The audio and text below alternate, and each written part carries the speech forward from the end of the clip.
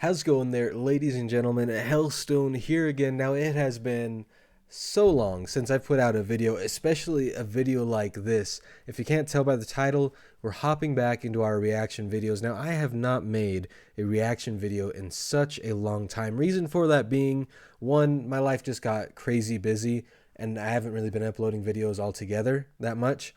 Two, I wanted to take some time to spend backpacking, which I did, which has been great. I was able to take a couple of trips, and those are really the two big reasons. So I wanted to hop back into reaction videos today. Now, you might be able to tell I'm in a different room right now. It was very busy. Recently I moved, and so that was also taking up a lot of my time, and you'll have to forgive all the mess in the background that I have. I currently am getting ready for a 2-week training exercise at the Army. But today I'm very excited because we're going to be watching a video that I saw while I was scrolling through YouTube. It says Canadian Armed Forces infantry soldier, and from the looks of it, it's just going to be like an overview of what infantry is like in Canada. And I'm very excited for this because I don't honestly personally know very much about the Canadian military. You know, they live right above us, and obviously we're close allies with them. We have a fairly similar history, at least our origin is the same. I know during World War II, the Canadians were absolutely instrumental in helping us win the war. And so I am excited to learn a little bit more about who they are, how they are in the modern times. So this should be a lot of fun. Don't forget to like and subscribe. It helps me out an absolute ton. Without further ado, let's hop into the video.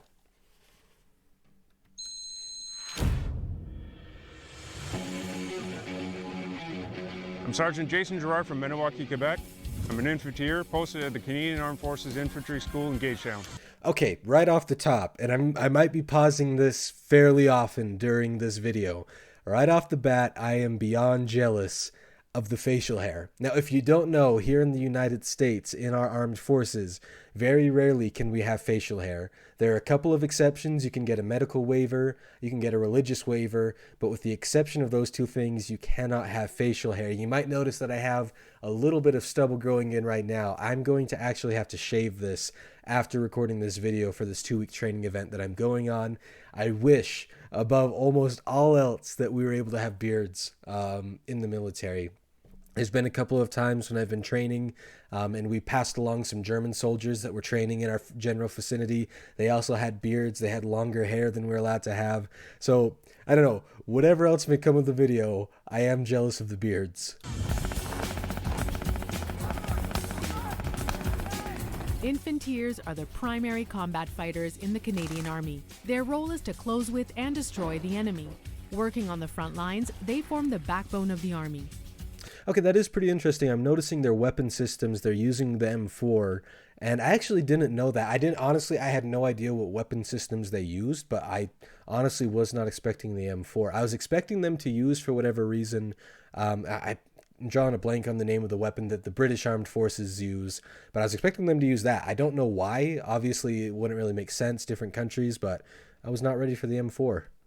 You have to be in great physical shape.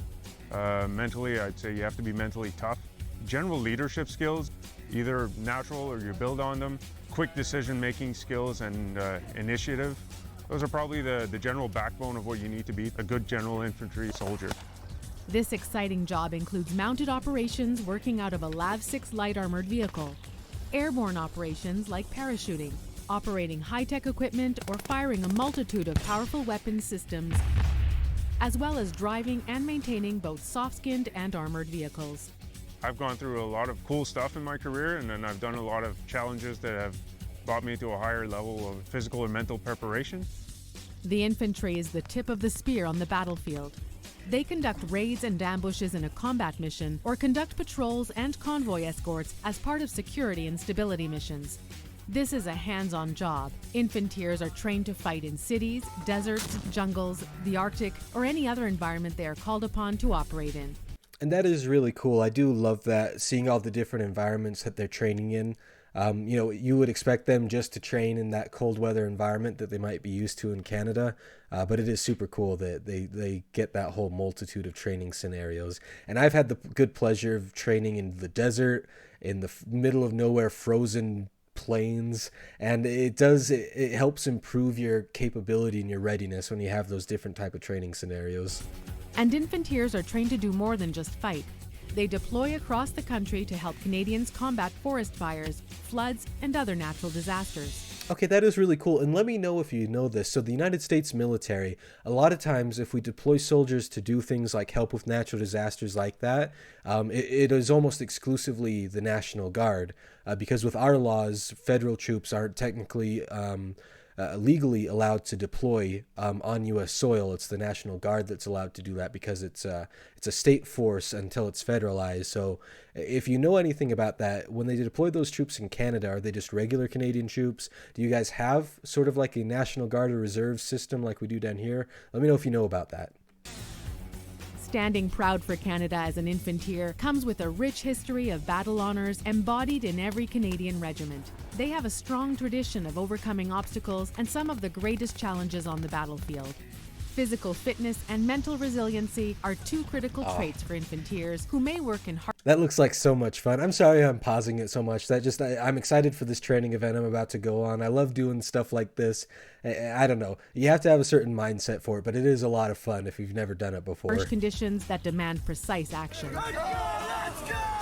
Whatever you're going to do, go do it and do it hard. Anything you try, never give up and push even harder than you think you would or could, because that's going to bring you to greater victories and greater skills.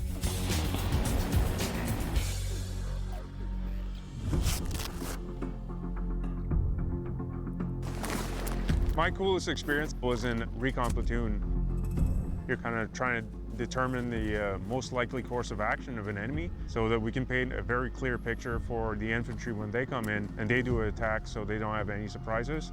And I do love their camo pattern. It's like down to a T for the environment that they're working in.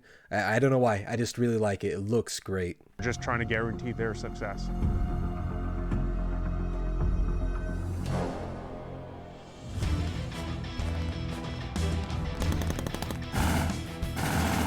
Once trade qualified, Infanteers are posted to an infantry battalion at bases across Canada.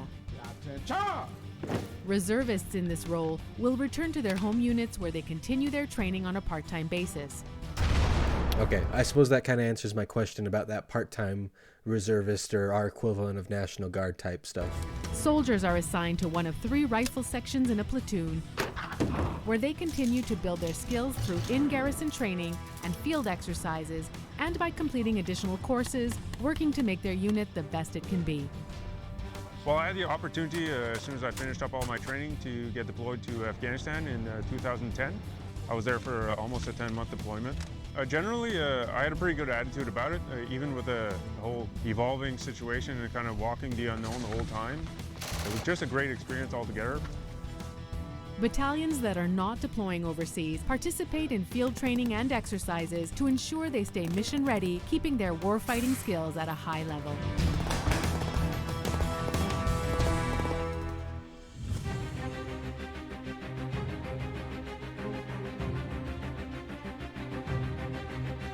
There is no life like in the Army. It's its own little world. I mean, we have our own dynamics and our own way of doing things, and just our own kind of team spirit. Esprit de corps is just different from anything else you're ever going to live anywhere else.